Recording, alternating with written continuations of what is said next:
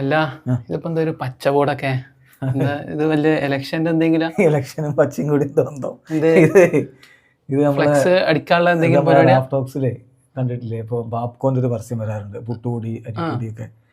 ഇൻസ്റ്റാഗ്രാമിലൊക്കെ നല്ല വ്യൂ ആണ് നമുക്ക്. 1,50,000 60,000 നമ്മളെല്ലാ വീഡിയോസും പോകുന്നുണ്ട്. അപ്പൊ അതിൽ പരസ്യം വെക്കാൻ വേണ്ടിയിട്ട് ചെയ്യുന്നതാണ്. അപ്പൊ നിങ്ങൾക്ക് നമ്മളിപ്പോ ക്രിക്കറ്റ് IPL തുടങ്ങുകയാണ്, നമുക്ക് താല്പര്യം ഉണ്ടാ പുതിയ പരസ്യം വെക്കാം? നല്ല വ്യൂ ആണ്. IPL ആകുമ്പോൾ നല്ല വ്യൂ ആണ്. ഇൻസ്റ്റാഗ്രാമിലും പോകും, യൂട്യൂബിലും പോകും. ഇൻസ്റ്റാഗ്രാമിലൊക്കെ ഞാൻ കണ്ടിട്ടുണ്ട്. ആർക്കും എവിടെയും വെക്കാം. നല്ല ഇൻസ്റ്റാഗ്രാം ആവുമ്പോൾ നല്ല ലെങ്ത്തിൽ ഇത് കാണും ചെയ്യും. യൂട്യൂബിലാണ് നമ്മളിത് ചെയ്യുന്നുണ്ട്. അത്രേ ഉള്ളൂ. ആർക്കും പരസ്യം തരാം. അല്ല അപ്പൊ ഇത് പറഞ്ഞുകൊണ്ടിരിക്കാം.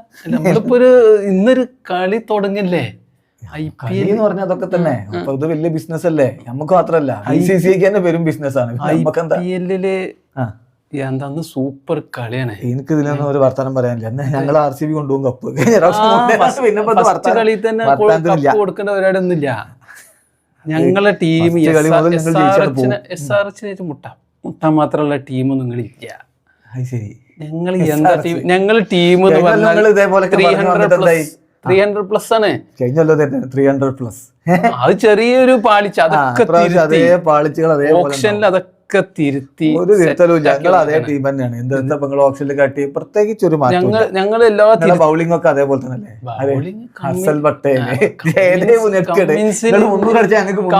അടുത്ത കളി മുതൽ വരും. ഈ കളിയിൽ അടുത്ത കളിയൊന്നുമല്ല, മൂപ്പര് പകുതി ക്യാഷും വരും എന്നൊക്കെയാണ് പറഞ്ഞത്. അതോടുകൂടി കിട്ടി തീരുമാനം. ഞങ്ങളെ കോൺഫിഡൻസ് തകർക്കാൻ വേണ്ടി നിങ്ങൾ ഓരോന്ന് അല്ലല്ല, മൂപ്പരുണ്ടല്ലോ അതന്നെ മതി. അതല്ല ഉണ്ടായാൽ മതി. കഴിഞ്ഞ പ്രാവശ്യം മൂപ്പരുണ്ടായിരുന്നല്ലോ, എന്നിട്ട് എന്തുണ്ടായി? വെറുതെ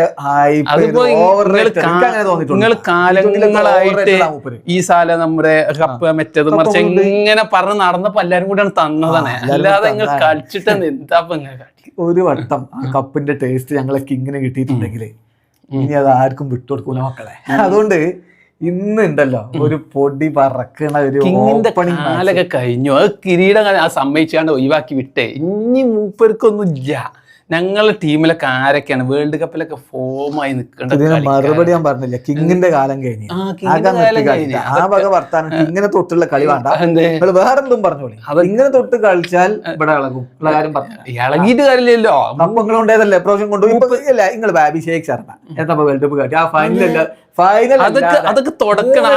ഗോൾഡൻ ഡക്കുകൾ 3 ആ അഭിഷേക് ശർമ്മ അല്ലേ? അത് IPL കണ്ടുകൊണ്ട് ഫോം ആയില്ലേ? ലാസ്റ്റ് ഫോം ആയില്ലേ?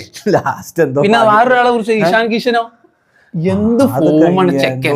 ഒരു ഭാഗ്യത്തിനാണ് വാശിയിലാണ്. IPL തീരുമാനം ഒരു ടീമിന്ന് ഒഴിവാക്കിയപ്പോ പിന്നെ ഫുൾ കളിയാണ്. ഇന്ത്യൻ ടീമിന്ന് ഒഴിവാക്കിയൊക്കെ ഉണ്ടായിന്. പിന്നെ ട്രാവിസ് ഹെഡ് നിങ്ങൾ പറയാനുള്ളത്. പിന്നെ ക്ലാസ് നമ്പർ കഴിഞ്ഞേ.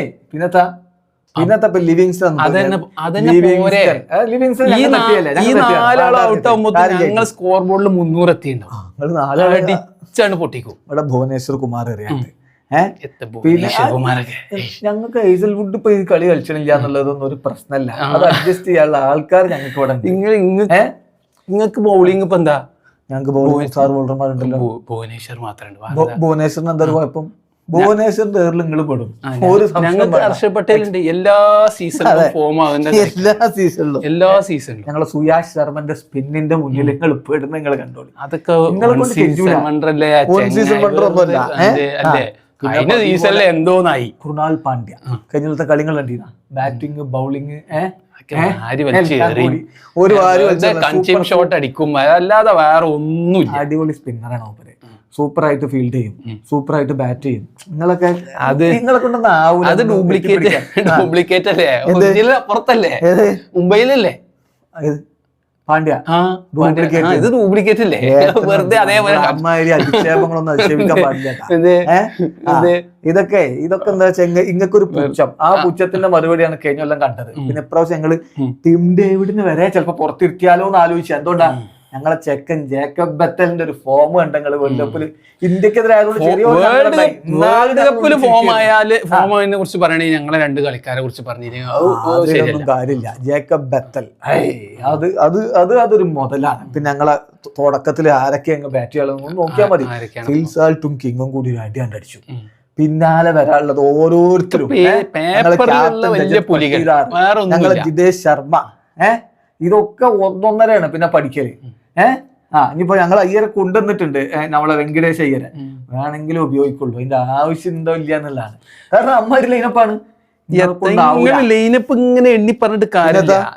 നിങ്ങൾ എത്ര ആൾക്കാരുണ്ടായിട്ടും കാര്യമില്ല. ഞങ്ങൾ ഇവിടെ 300 സ്കോർ ബോർഡിൽ എത്തിച്ചാ പിന്നെ 300 എത്തിച്ചെന്ന് ഞങ്ങൾ വിക്കറ്റ് എടുക്കുന്ന ആളുണ്ട്. ഹർഷൽ പട്ടേലിന്റെ 4 ഓവർ 50, 50. ജയദേവൻ എടുക്കുന്ന വിക്കറ്റ് ഒരു 4 ഉണ്ടാവും. നിങ്ങൾ ആദ്യത്തെ 4 ആൾക്കാർ കഴിഞ്ഞില്ല. ഹർഷൽ പട്ടേലിന് വിക്കറ്റ് എടുക്കല്ലേ ലാസ്റ്റ് എല്ലാവരും കൂടി അടിച്ചുമ്പോ 3-4 വിക്കറ്റ് എങ്ങനെയെങ്കിലും ബൗണ്ടറി ലൈനൊക്കെ എങ്ങനെ ക്യാച്ച് എടുത്തിട്ട് അല്ലെ, അങ്ങനെയൊക്കെ ഉള്ളതുണ്ടാവും. ആകെ ശരിയാണ്. ഒരു കാര്യം ഞാൻ പറഞ്ഞത്, ഞങ്ങളെ കിങ്ങിന്, ഞാൻ നേരത്തെ പറഞ്ഞ വീണ്ടും ആവർത്തിക്കാം, ഞങ്ങളെ കിങ്ങിന് ആ കപ്പിന്റെ ടേസ്റ്റ് കിട്ടിക്കണോ, അത് ഇനി വിട്ടുകൊടുക്കൂല.